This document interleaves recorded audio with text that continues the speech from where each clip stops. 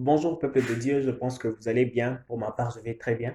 Nous voici une fois de plus dans une nouvelle vidéo où nous allons partager encore la parole de Dieu pour votre édification et pour votre croissance.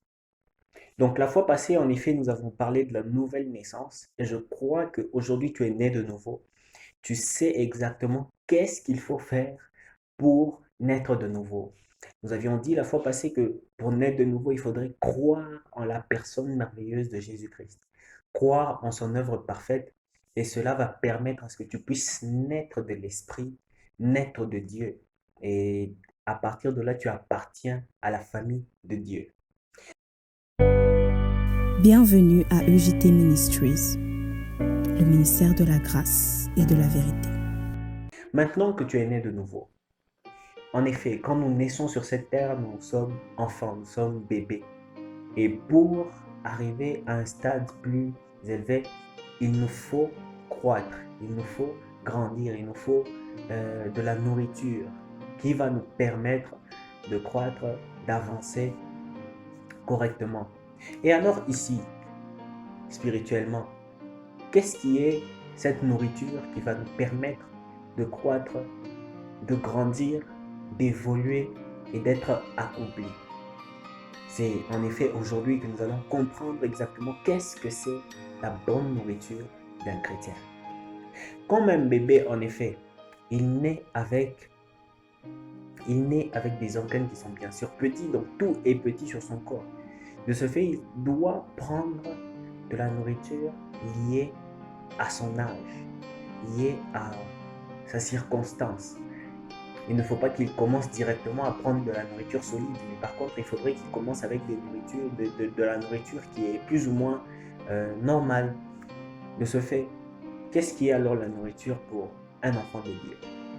Alors, on va se rendre compte que dans les passages que nous allons lire ici bientôt, que la nourriture qu'il nous faut, nous, quand nous venons de naître de nouveau, c'est la parole de Dieu. Et cette parole de Dieu qui nous guide, cette parole de Dieu qui nous enseigne, cette parole de Dieu qui nous oriente dans tout ce que nous faisons. Cette nourriture intéressante qui va nous permettre de grandir, de croître comme il faut. Alors sans plus tarder, nous allons lire juste quelques petits passages rapidement. Et je vais devoir expliquer ce que nous allons lire. 1 Pierre chapitre 2, non, 1 Pierre chapitre 1, verset 2. La Bible déclare: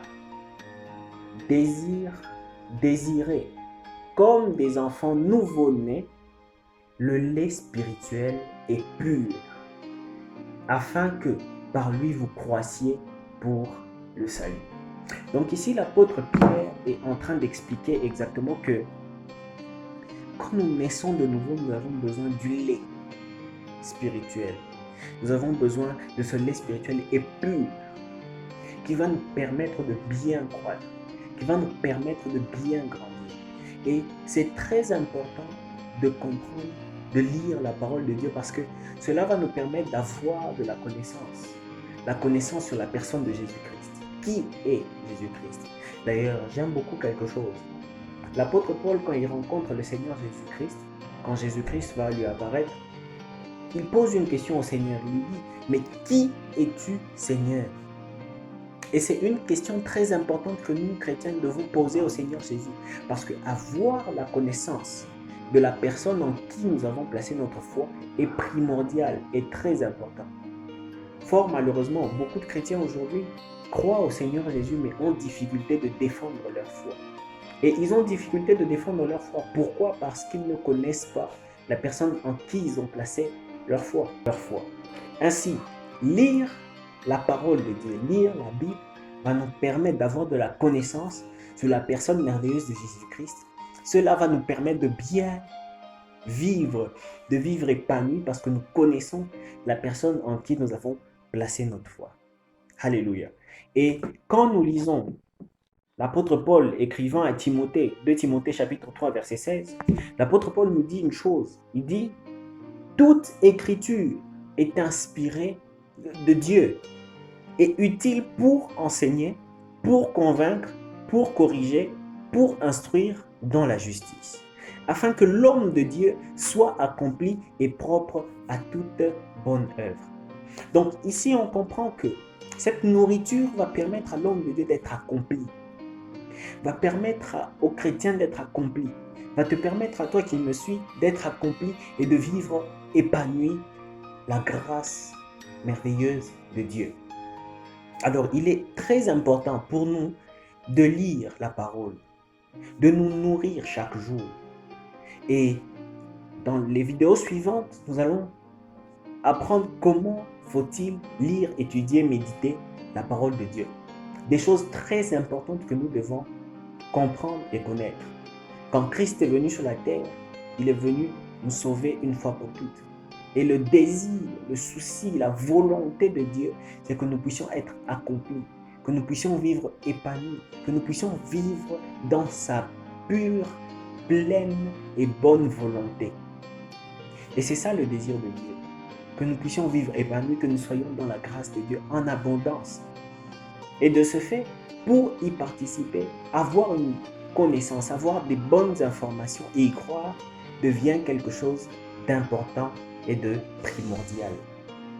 Alors, il est très important, comme je le disais, de lire la parole, de la méditer, de l'étudier. Alors, qu'est-ce que vous pouvez faire comme exercice? Vous pouvez commencer en lisant les évangiles, par exemple. Les évangiles sont des livres dans lesquels on explique la vie de Jésus-Christ, de sa naissance jusqu'à l'accomplissement de son œuvre à la croix. Donc cela devient aussi important d'être informé sur ce sujet. Et quand vous finissez les évangiles, vous pouvez lire Actes des Apôtres jusqu'à la fin. Donc commencez par le Nouveau Testament et après vous pouvez revenir dans l'Ancien Testament. Alors, cela va permettre à ce que vous puissiez avoir une connaissance établie, avoir une base solide. Connaître la personne de Christ nous permet d'avoir un fondement solide. Et avoir un fondement solide est quelque chose d'important parce que même quand la tempête vient, même quand les guerres viennent, même quand des problèmes viennent, quand notre maison est basée sur le roc qui est la personne de Jésus-Christ, ayant cette connaissance, notre maison reste solide. Et cette maison ne peut pas s'écrouler, ne peut pas tomber.